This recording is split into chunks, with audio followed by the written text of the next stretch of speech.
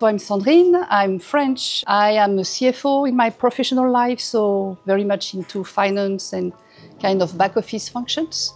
I'm a mother of two. My son studied here. He started his education in France, moved here, he was 12.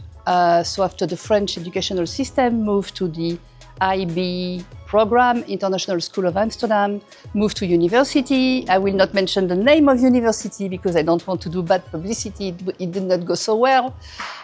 Started studying business, became apparent quite rapidly that the content was not exactly satisfactory to him. Oscar needs very deep content and go deep in a problem and in a topic. And the academic program was very much staying at the surface of a lot of diverse things. So it was not the way he wanted to work. And also the lack of freedom. Yet taking your own time to learn by yourself. I think he really needed that. So motivation went down, down, down. Not a very happy place for a couple of years. Start developing its own tech project on the side, learning by himself. And time, I would say months after months, his interest for the traditional academic program was not there anymore. So then looked at alternatives, way of developing himself in another way, and we then started thinking about Codam. I heard it a long time ago through the École 42, École 42 in France.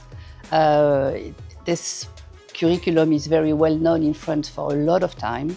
And it's now even quite of an elite school for tech people. It's a very good example of a successful disruptive program in education. So I had from many years a very positive view on this. And as a professional also, I've seen that some of my tech colleagues were very much looking for those profiles.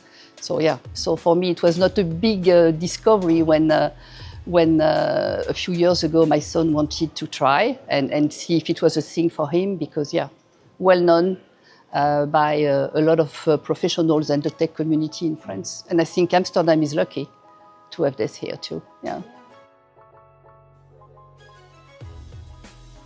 Oh, immediately. No, clearly, I mean, I think it was in August when he went for the piscine or the pool. 4 weeks, very intense. Had no holidays that year. He was not with me for the summer because he was here. And then he came back in our place just to have a few days of holidays. And the first thing he told me, and I really remember this sentence, was, "Now I know where I belong." So, and it was just kind of, he enjoyed it so much, just working on projects, peer-to-peer learning, no clear direction, instructions. I mean, he likes challenging everything. So the very formatted things is not working on him, not working with him. It was a big change. And then I saw him months after months just enjoying the freedom, the fact that he can come here at any time, he can open the door when he has passed the security, I don't know what, So the freedom is there, working on projects at his own pace. It was a total change. Autonomy was clearly something he needed. Being able to go deep in topics when he was ready to do it, but not being forced to do something when he's not ready or when he's not interested.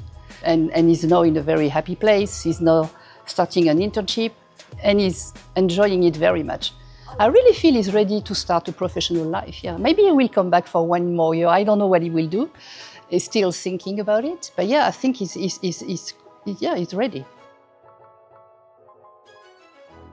I mean, it was not a difficult decision to come here because I think it was the right answer to the situation. Probably the biggest discussion we had was, should he finish and go up to the end of the traditional academic program he started, because he was probably 75% into it. The program was just so meaningless at that point in time for him in terms of content. So he was still enrolled at the university when he started Codam, but it didn't make sense at that point in time. So he really put all his effort in Codam and he didn't finish. So that was probably the biggest discussion we had. I know it's not traditional things, but yeah, education is going through a revolution, right? So I'm not that concerned when I see his level of preparation and also his willingness to really embrace a professional life. So we'll see. He doesn't have a job yet. He's in an internship, but no, I'm not that concerned. Education is being completely reshaped. I think my generation was probably kind of protected by a diploma with a well-known school, and it was opening a lot of doors. I think, yeah, it has changed very much. I'm sure it's less and less true that you can be protected with a nice diploma. What really matters now is for your child or your young adult to be agile, resilient. I mean, they may have 10 or 15 different jobs in their career, adaptability, autonomy. So yeah, it will probably be more difficult without having the stamp of a school, for sure. But I really feel that less and less executive or hiring people are thinking that way. Trust your son or daughter.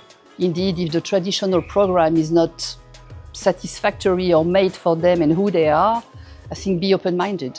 That would be my advice, because peer-to-peer learning, and we haven't seen yet the impact of AI on the education world. Yeah, I think there is a revolution here. That would be my advice. And good listener, of course, but that's, of course, something that I'm sure every parent tries to be with his daughter or son.